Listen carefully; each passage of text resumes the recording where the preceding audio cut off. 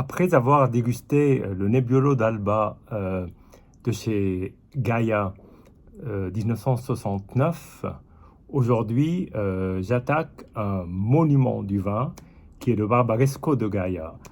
Alors, toujours de cette époque-là. Le Barbaresco de Gaïa a été pour moi une énorme découverte. Je me souviens encore du moment où j'ai dégusté pour la première fois. C'était dans un tout petit restaurant italien dans le cœur de Paris avec un bon ami à moi qui est un grand amateur de vin.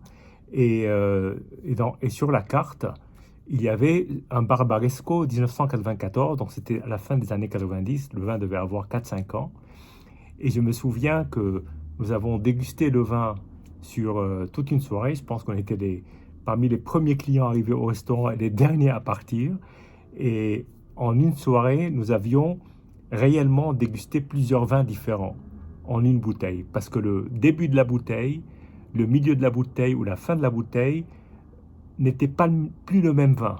Et en fait, d'abord, il y a eu le choc de la premier contact avec ce Barbaresco, mais ensuite le vin a continué à se développer, à évoluer de manière absolument fantastique et comme un caméléon, de telle sorte que à la fin de la dégustation, les gorgées étaient d'une grande concentration et très différente du premier toucher, en tout cas de mon souvenir. Bien, alors aujourd'hui, nous n'allons pas déguster un Gaïa jeune. En fait, j'ai ouvert un Gaïa de cette période-là, des années 60, que je qualifierais de transition. Pourquoi cette transition? Parce que là, il s'agit d'un 68, donc Barbaresco. Transition, pourquoi? Parce que Giovanni est sur la capsule, visible, et le nom d'Angelo est sur la capsule du dessus. Donc vraiment, on a les deux noms. Donc je ne sais pas quelles étaient les conditions en tout cas de travail entre le père et le fils, mais en tout état de cause, à cette époque-là, Angelo Gaïa commençait à imprimer d'un côté son caractère, mais aussi sa vision du vin, qui était un poil différent de celle de son père. En tout état de cause, là, sur le Barbaresco, à cette époque-là, c'était un 100% Nebbiolo.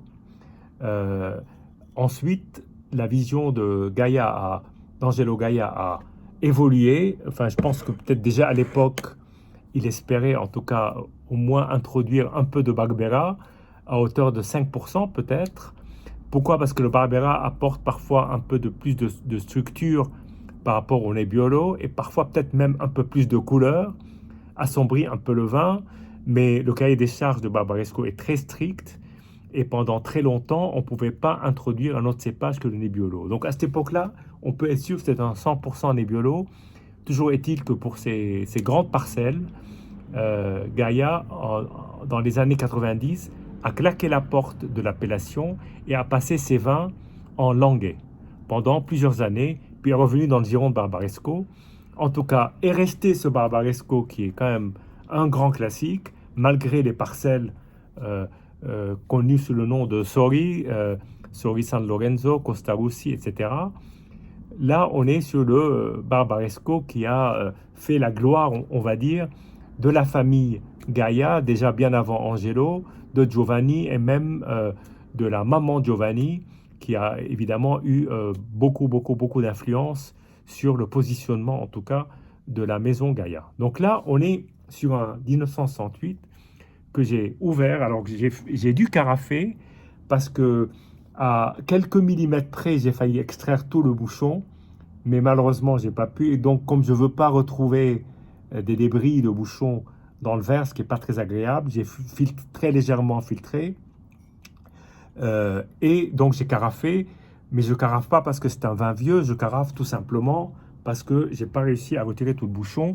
Sinon, j'aurais pas carafé, j'aurais laissé en bouteille légèrement incliné, ce qui est souvent ce qu'il y a de mieux.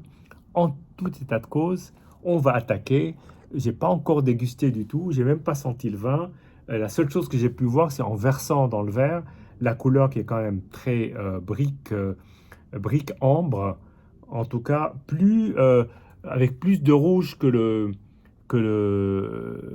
Puro Nebbiolo de l'autre jour, le 69. En tout cas, là, on est sur un vin qui a davantage tenu et c'est pas surprenant, en tout cas au moins sur le plan de la couleur. Après, c'est une autre histoire.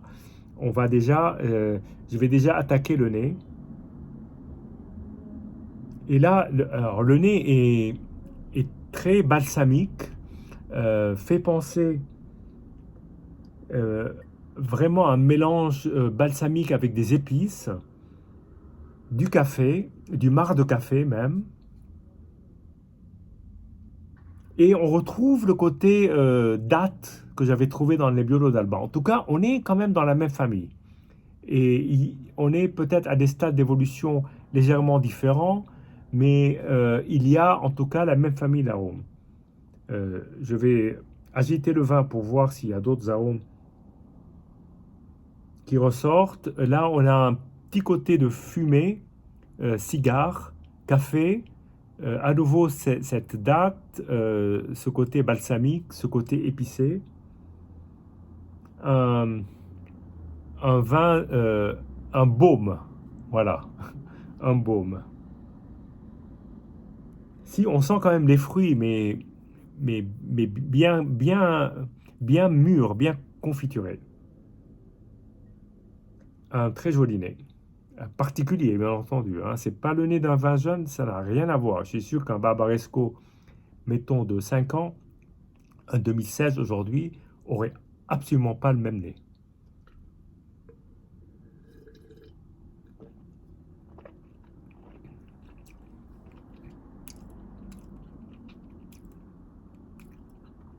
Alors déjà, je vais commencer par la texture, parce que c'est peut-être la première chose, le premier contact avec le vin, qui est je trouve en tout cas, très soyeuse, une texture très fine et presque un tout petit peu huileuse. Alors, je m'explique. Hein.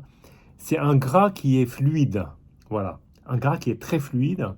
Et la texture et le toucher, en tout cas en bouche, est absolument remarquable. Voilà.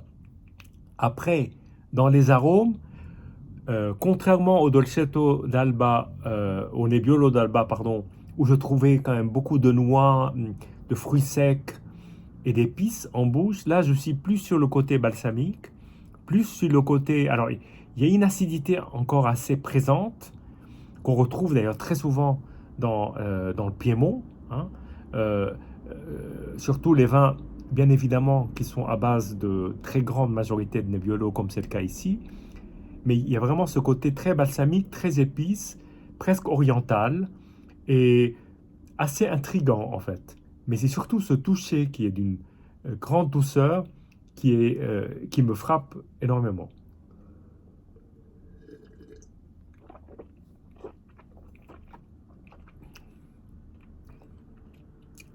Alors, il y a cette acidité qui revient, mais pas au premier contact, qui revient après, une assez belle acidité, qui donne d'ailleurs beaucoup de nerfs au vin, qui le maintient, on va dire, en vie.